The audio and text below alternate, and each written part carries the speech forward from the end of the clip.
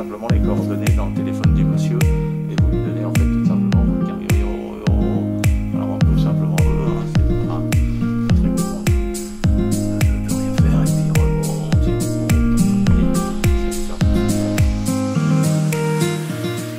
c'est une bonne question. On va dire 45 ans peut-être. Un des premiers tours, c'était un briquet qui se transformait en boîte d'allumettes tout simplement. Et puis après, en fait, je crée des tours. J'ai du mal à dire créateur parce que on a toujours l'impression de se servir de choses qui existent. Donc créer, c'est bon, on m'appelle un créateur, donc j'accepte le terme. En même temps, pourtant, je me sers que d'objets usuels que je n'ai pas créés moi-même. J'ai pas créé la petite fourchette ni le fil à couper le beurre.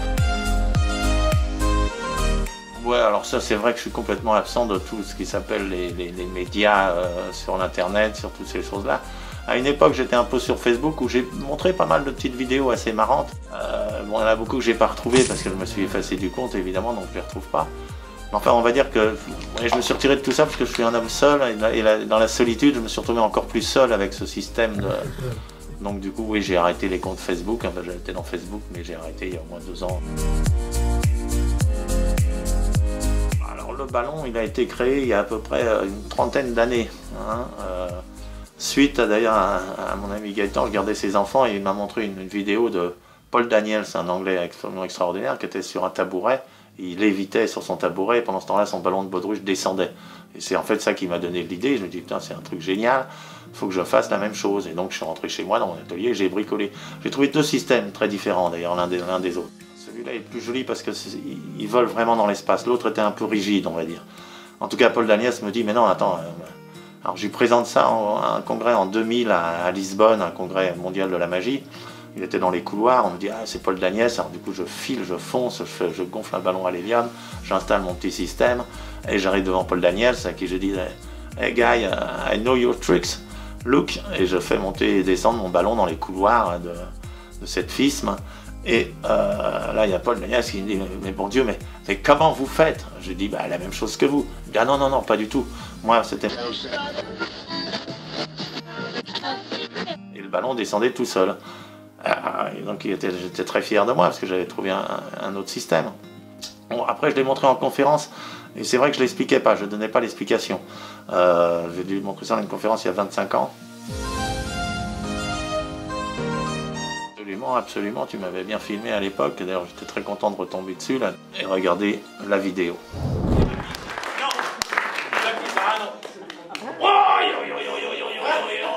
Non, c'est tout dans les mots.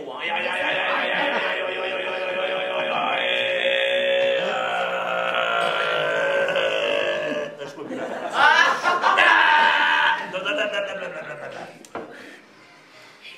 C'est un ballon.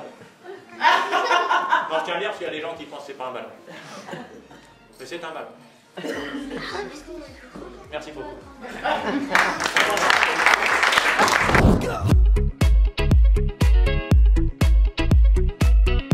C'est tout simplement un vieux copain d'enfance, en tout cas on a commencé un peu la magie ensemble. C'est Bertrand Crimet qui m'a envoyé ça en me disant, ah Alain, tu sais, tu as gagné le Foulos. Moi je lui dis, qu'est-ce que c'est que le Foulos? Elle me dit, bah, c'est une émission de Penn & Teller. Et ben, il m'a envoyé le lien et j'ai découvert que bah, tiens, monsieur Mortimer faisait mon ballon à la télévision, chose que je lui avais pas demandé de faire.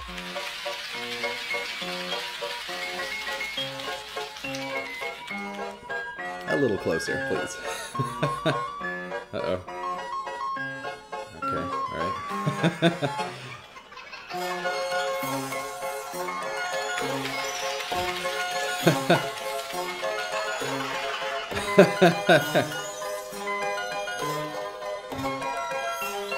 Too bad the balloon's behind him. That's kind of... Okay, there we go.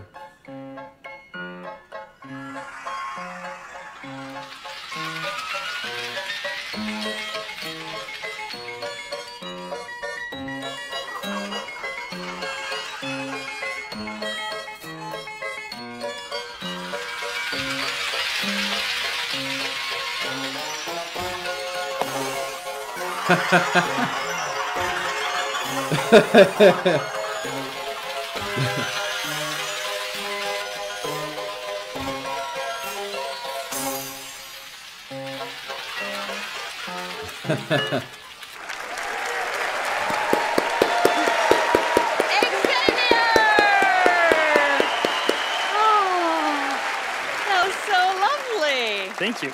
I didn't know I was going to be part of a love story tonight. Yes, that's magic is about life, and love is about life. So I like to tell these things with my magic. Aw. Do you always do magic with everyday objects?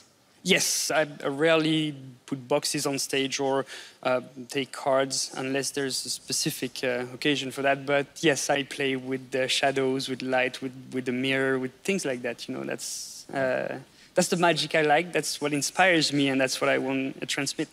Yeah, Very well, cool. that's cool, because then the next time somebody sees whatever object you use, they think of you. That's a good point. No, next time I see a red balloon, I'm going to think of you. Oh, thank you. Let's see if our love story ends with a trophy. Pen, tell her.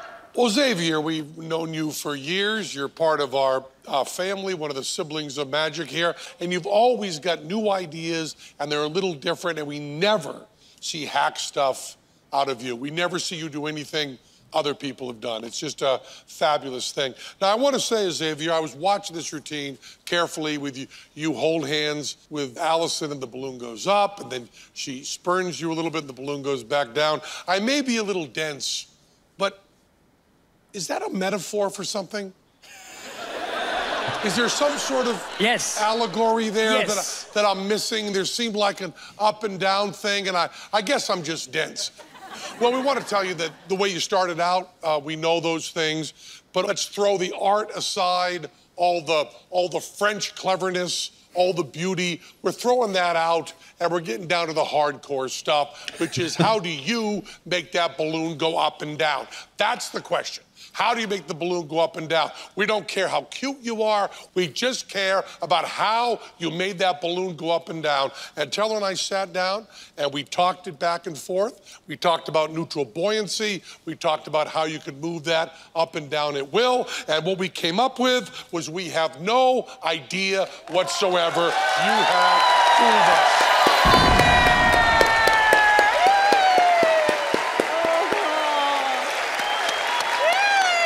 Nicely done, sir. Beautifully done. We have a fooler!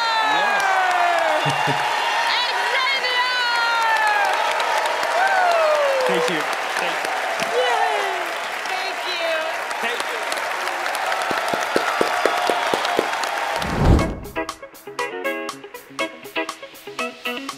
Tiens, ouais, j'étais plutôt content parce que j'ai l'impression d'avoir gagné un prix quelque part. Et puis c'est vrai que j'ai appelé des copains magiciens. Bertrand, quand même, dans son message, me disait ah, c'est pas terrible. Après, j'ai appelé Georges Proust qui était complètement effaré, qui était fou furieux. Mon ami Gaëtan Blum qui m'a fait pareil. Mon copain Yann Frisch qui m'a dit exactement la même chose, qui m'a dit mais c'est impossible. C'est impossible qu'on puisse faire ça Alain, sans un droit télévisuel. Alors c'est vrai que je suis pas au courant de ces trucs-là, je suis un camelot. Je suis pas grand-chose d'autre d'ailleurs et je suis très content de l'être. Alors oui, bah, Xavier le connaissait de toute façon depuis longtemps. Il avait vu mes trucs, il ne me l'avait pas acheté, il n'avait pas un truc qui le branchait. J'ai fait des démonstrations à la maison, puis après je l'ai vu, j'ai fait une conférence à Bordeaux où j'ai montré plein de choses, énormément de choses. Et bien sûr le ballon. Et là-dessus, Xavier m'en a commandé un exemplaire tout simplement. Peut-être à peu près fin 2019 ou quelque chose comme ça. Oui, bien sûr, j'ai appelé Xavier au téléphone. Il a été très surprenant parce qu'il m'a dit de toute façon il en avait tous les droits puisque je lui avais vendu, en plus que je lui avais vendu beaucoup trop cher alors qu'il avait essayé de baisser les prix sur ce truc incroyablement, alors que j'ai totalement refusé. Après il m'a demandé comment je fabriquais ci, comment je fabriquais ça, il a voulu les pièces en double. Enfin bref, j'étais assez mécontent de ses réponses en fait, parce qu'en fait il m'a tout simplement envoyé bouler.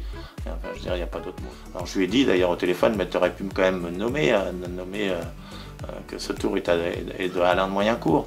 Et là, il m'a dit, de toute façon, il m'aurait coupé à la télévision. Je ne pense pas qu'il aurait été coupé dans une émission de Penn & Teller parce qu'il nommait le créateur de ce truc-là. Donc oui, j'ai été choqué. Voilà, j'ai été choqué parce que j'ai fabriqué plein de trucs très différents les uns des autres. Donc je suis un peu triste, oui, parce que c'est un gars qui est venu plus d'une dizaine de fois chez moi, à qui j'ai trouvé plein de trucs. D'ailleurs, enfin bon, tristoun, on va dire tristoun, il est le père Alain.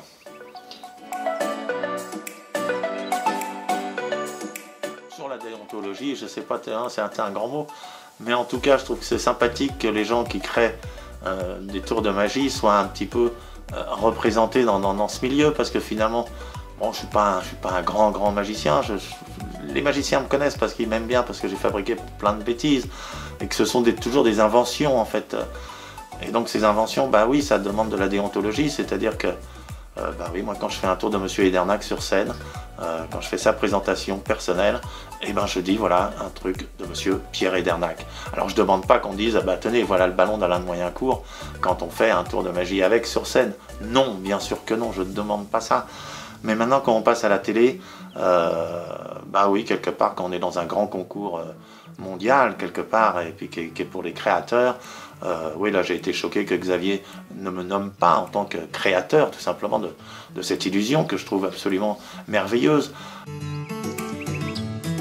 Pour moi la magie c'est l'art de la simplicité, et croyez-moi ce ballon là c'est le truc le plus simple du monde, et c'est pour ça qu'il est merveilleux ce tour.